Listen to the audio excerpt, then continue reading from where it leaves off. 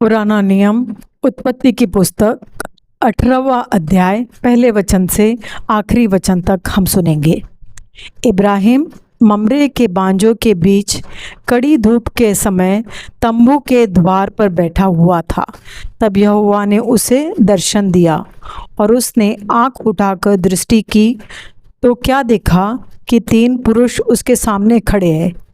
जब उसने उन्हें देखा तब वह उनसे भेंट करने के लिए तंबू के द्वार से दौड़ा और भूमि पर गिरकर दंडवत की और कहने लगा, हे प्रभु, यदि मुझ पर तेरी अनुग्रह की दृष्टि है तो मैं विनती करता हूँ कि अपने दास के पास से चले न जाना।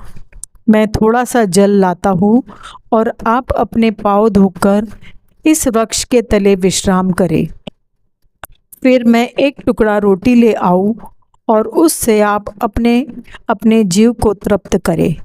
तब उसके पश्चात आगे बढ़े, क्योंकि आप अपने दास के पास इसीलिए पधारे हैं। उन्होंने कहा, जैसा तू कहता है वैसा ही कर। सो इब्राहिम ने तंबू में सारा के पास फुर्ती से जाकर कहा, 3 सा मैदा फुर्ती से गुन और फुलके बना। फिर इब्राहिम गाय बैल के झुंड में दौड़ा और एक कोमल और अच्छा बछड़ा लेकर अपने सेवक को दिया और उसने फुर्ती से उसको पकाया।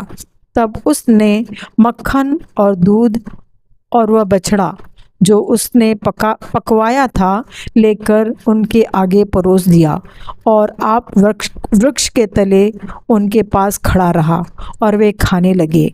उन्होंने उससे पूछा, तेरी पत्नी सारा कहाँ है?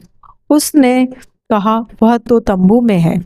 उसने कहा, मैं वसंत ऋतु में निश्चय तेरे पास फिर आऊँगा और तब तेरी पत्नी सारा के एक पुत्र उत्पन्न होगा। और सारा तंबू के द्वार पर जो इब्राहिम के पीछे था सुन रही थी।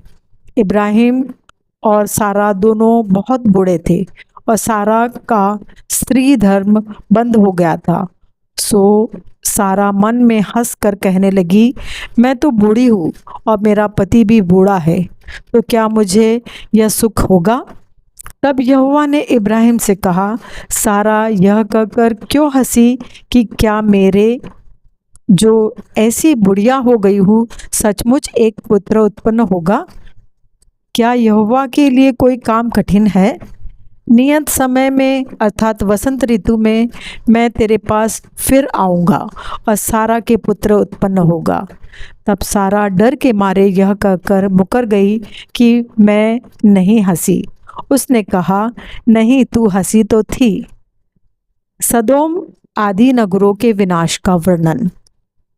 फिर वे पुरुष वहां से चलकर सदोम की ओर ताकने लगे और इब्राहिम उन्हें विदा करने के लिए उनके संग संग चला।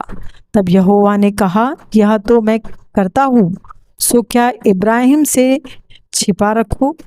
इब्राहिम से तो निश्चय एक बड़ी और सामर्थी जाति उपजेगी और पृथ्वी की सारी जातियां उसके द्वारा आशीष पाएगी, क्योंकि मैं जानता हूँ कि वह अपने पुत्रों और परिवार को जो उसके पीछे रह जाएंगे आज्ञा देगा कि वे यहोवा के मार्ग में अटल बने रहे और धर्म और न्याय करते रहे, इसलिए कि जो कुछ यहोवा ने इब्राहिम के विषय में कहा है उसे पूरा करे।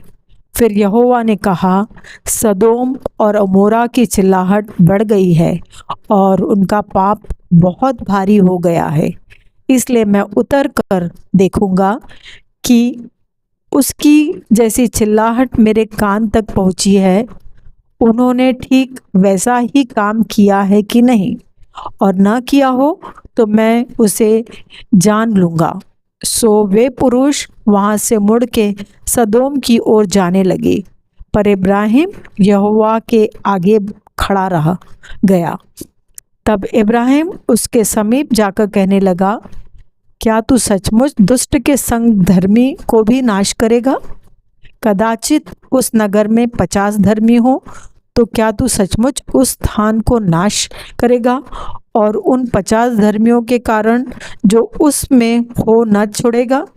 इस प्रकार का काम करना तुझ से दूर रहे, कि दुष्ट के संग धर्मी को भी मार डाले और धर्मी और दुष्ट दोनों की एक ही दिशा हो, या तुझसे दूर रहे। क्या सारी पृथ्वी का न्यायी न्याय न करे?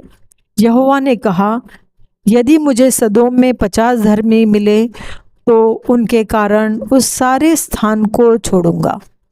फिर इब्राहिम ने कहा, हे प्रभु सुन, मैं तो मिट्टी और राख हूँ, तो भी मैंने इतनी ढिठाई की कि तुझसे बातें करूँ।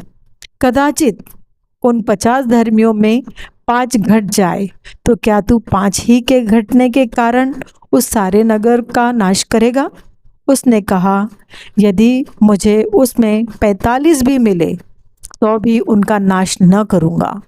फिर उसने उससे यह भी कहा, कदाचित वहाँ 40 मिले। उसने कहा, तो मैं 40 के कारण भी ऐसा न करूँगा।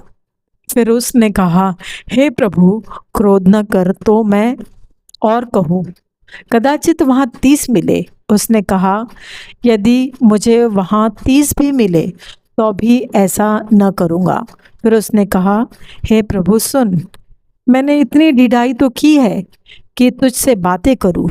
कदाचित उसमें 20 मिले। उसने कहा, मैं 20 के कारण भी उसका नाश न करूँगा। फिर उसने कहा, हे प्रभु, क्रोध न कर, मैं एक ही बार और कहूँगा, कदाचित उसमें 10 मिले। उसने कहा, तो मैं 10 के कारण भी उसका नाश न करूँगा। जब यहोवा इब्राहिम से बातें कर चुका, तब चला गया और इब्राहिम अपने घर को लौट गया। यह परमेश्वर का वचन है। परमेश्वर का धन्यवाद हो।